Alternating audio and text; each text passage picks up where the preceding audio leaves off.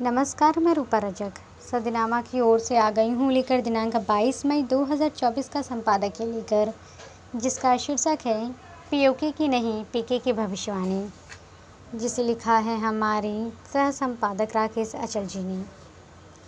आज का विषय हमारा पीओके की नहीं पीके की भविष्यवाणी से संबंधित है। पीओके यानी पाक अधिकृत कश्मीर एक पुराना ज़ख्म है, इतना पुराना कि आज की पीढ़ी को इसके बारे में ज़्यादा कुछ नहीं पता। लेकिन भाजपा की सरकार देशवासियों को चंदा मामा दूर के तर्क पर पीओके के किस्से सुनाती हैं। आज का विषय हमारा इसी संबंध में है और जानते हैं इस संबंध में आगे क्या कहते हैं हमारे संपादक महोदय। आजकल भारत में दो ही चीज़ें ज़्यादा चर्चित हैं, एक पीओके और दूसरे पीके। दोनों का रिश्ता भारत से और भारतीय जनता से है। भारतीय जनता पार्टी भारत की जनता से इन दोनों का कोई लेना देना नहीं। पीओके यानी पाक अधिकृत कश्मीर और पीके अर्थात प्रशांत किशोर, इन दोनों के बिना 2024 के आम चुनाव में भाजपा की दाल गलती नज़र नहीं आती। भारत का विपक्ष तो दाल गलाना और खाना दोनों भूल चुका है। जो दाल पकती है उसी में काला खोजा जाता है। आज हमें भी पीओके और पीके में दाल में काला नज़र आने लगा।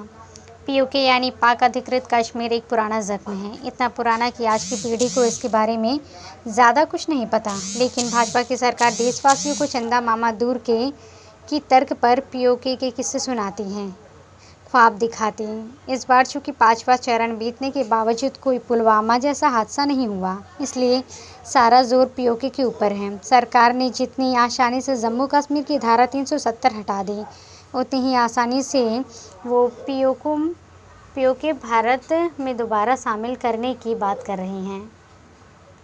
पीओके को वापस लेना सचमुच बड़ी बात है और ये बड़ी बात केवल बड़े लोग या बेवरे लोग ही कर सकते हैं। कम से कम सामान्य आदमी तो ऐसी बात ही ना सोच सकता और ना ही कर सकता। पीओके का किस्सा बहुत लंबा है, उतना ही लंबा जितना कि आज के नेताओं की जुबान। चौड़ी छाती और लंबी जबान वाले लोग बिरले ही होते हैं। पीओके के बारे में ज़्यादा जानना हो तो इतिहास में जान पड़ते हैं, फिर गांधी नेहरू को कोसना पड़ेगा। लेकिन अभी ये सब करने की फुर्सत किसे है। सब 400 पार करने में लगे हैं, पीओके मिले या ना मिले, लेकिन 400 पार करना देश की सेहत के लिए बहुत ज़रूरी है। भारत की जनता इस लक्ष्य को हासिल करने में मदद करे या ना करे, लेकिन पीके यानी प्रशांत किशोर ज़रूर भविष्यवाणियाँ करने लगे हैं और भविष्यवाणियाँ करने में आगे हैं। पीके यानी प्रशांत किशोर एक भटकती आत्मा है। आपातकाल के बाद जन्मे प्रशांत किशोर पेशे से राजनीतिकार है, भविष्यवक्ता है, लेकिन अपने ही भविष्य के बारे में नहीं जानते।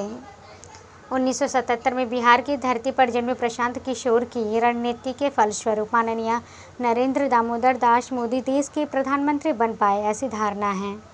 पीके को 2014 के लोकसभा चुनाव, 2015 में बिहार विधानसभा चुनाव, 2017 उत्तर प्रदेश विधानसभा चुनाव और 2019 के आंध्र प्रदेश विधानसभा चुनाव के बाद 2021 में पश्चिम बंगाल चुनाव में तृणमूल कांग्रेस की बड़ी जीत ने प्रशांत कुमार की दुकान तो जमाई, लेकिन किसी राजनीतिक दल ने उन्हें जब राजनीति में हिस्सेदार नहीं बनाया तो बेचारे ने अपनी भटकती आत्मा को ढाढ़स बांधने के लिए जन सुराज नाम का एक राजनीतिक दल बना लिया।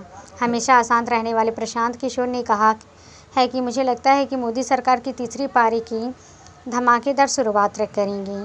केंद्र के पास शक्ति और संसाधन दोनों का और भी ज़्यादा कंस्ट्रक्शन होगा। प्रशांत किशोर ने एक चैनल से बातचीत में इस बात में भविष्यवाणी की है कि आखिर तीसरी बार में बीजेपी को कितनी सीटें मिलने की उम्मीद है। उन्होंने बीजेपी के लिए 300 सीटों का अनुमान लगाया। उन्होंने कहा कि 2019 के चुनाव बीजेपी ने 303 सीटें कहां से हासिल की। 303 में 250 सीटें उत्तर और पश्चिम क्षेत्र से आईं। प्रशांत किशोर ने कहा, पूर्व और दक्षिण में बीजेपी के पास लोकसभा में लगभग 50 सीटें हैं, इसलिए माना जाता है कि पूर्व और दक्षिण में बीजेपी की सीट हिस्सेदारी बढ़ रही हैं। यहाँ 15 से 20 सीटें बढ़ने की उम्मीद है, जबकि उत्तर और पश्चिम में कोई खास नुकसान नहीं हो रहा।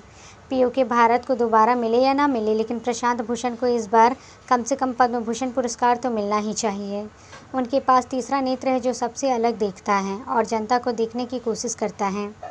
बेहतर हो कि भाजपा जब तीसरी बार सत्ता में आए तब प्रशांत किशोर शोर करने के बजाय चुपचाप अपनी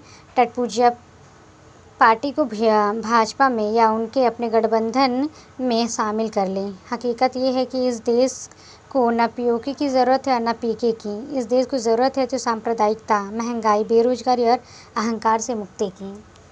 तो ये था दोस्तों हमारा आज का संपादकीय।